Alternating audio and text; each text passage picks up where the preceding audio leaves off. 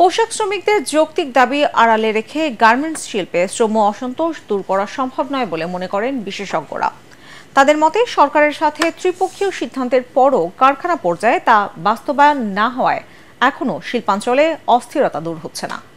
যদিও শ্রম মন্ত্রণালয় বলছে শ্রম সংকট নিরসনে সর্বোচ্চ আন্তরিকতা দিয়ে কাজ করছে সরকার। শরফুল আলমের রিপোর্টে বিস্তারিত। ক্ষতিপূরণের দাবিতে বৃহস্পতিবারও আন্দোলন করেন পোশাক শ্রমিকরা।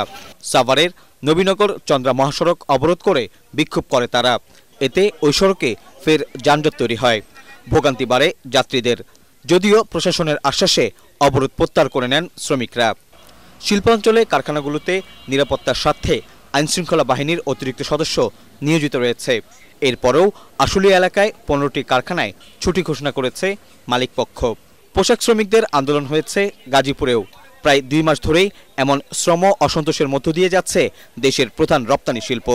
যে পরিমাণে তাদের মজুরি পাওয়ার কথা, গ্রেড অনুযায়ী তাদের যে রিভিশনগুলো হওয়ার কথা, সম্ভবত সেটি এখনও 100% ফ্যাক্টরিতে, বিশেষ করে আসলে গাজীপুর এলাকাতে ফ্যাক্টরিগুলোতে এখনও পূর্ণভাবে বাস্তবায়ন হয়নি। সরকারের যৌথ সিদ্ধান্তের পরেও কারখানা পর্যায়ে এটি এখনো বাস্তবায়নের অঙ্গীকার এবং বাস্তবায়ন আসলে ঠিকমতো হচ্ছে না। ছোট ছোট কারখানাগুলোতে বাস্তবায়ন না হওয়ার কারণে পাশের বড় কারখানা যেখানে হয়েছে অলরেডি, তারাও হয়তো এর কারণে অ্যাফেক্টেড হচ্ছে। শ্রমিকদের যৌক্তিক দাবি অনিষ্পন্ন রেখে আপনি কোনোভাবেই কারখানার এই অসন্তোষ পূর্ণভাবে আসলে সমাধান সম্ভব না।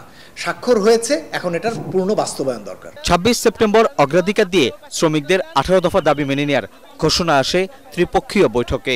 এরপরও থামছে না শ্রমিকদের আন্দোলন, যদিও সরকার বলছে দ্রুত পরিস্থিতি স্বাভাবিক হয়ে আসবে। প্রতিটা জিনিস আমরা অ্যাডজাস্ট করছি এবং এখানে ল অ্যান্ড অর্ডার যেটা আছে সেটা আমাদের যারা আছে স্বরাষ্ট্র উপদেষ্টা মহোদয় সহ আমরা সবকিছু এটা মনিটর করছি।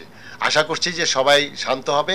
আমাদের দেশে উৎপাদনের পরিস্থিতি যেটা দরকার, আমাদের ইকোনমি বাঁচানোর জন্য আমাদের শ্রমিক পক্ষ, মালিক পক্ষ সবাইকে আমরা অনবোর্ড করে আমরা এটা নিরসন করব। পোশাক শিল্পের সাথে 40 লাখ মানুষের কর্মসংস্থান সচল রাখতে সব পক্ষের সহযোগিতা প্রয়োজন বলে মনে করেন বিশ্লেষকরা।